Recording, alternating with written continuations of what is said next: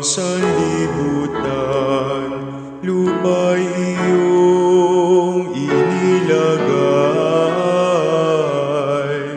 na matatag at matibay sa tubig ng karagatan.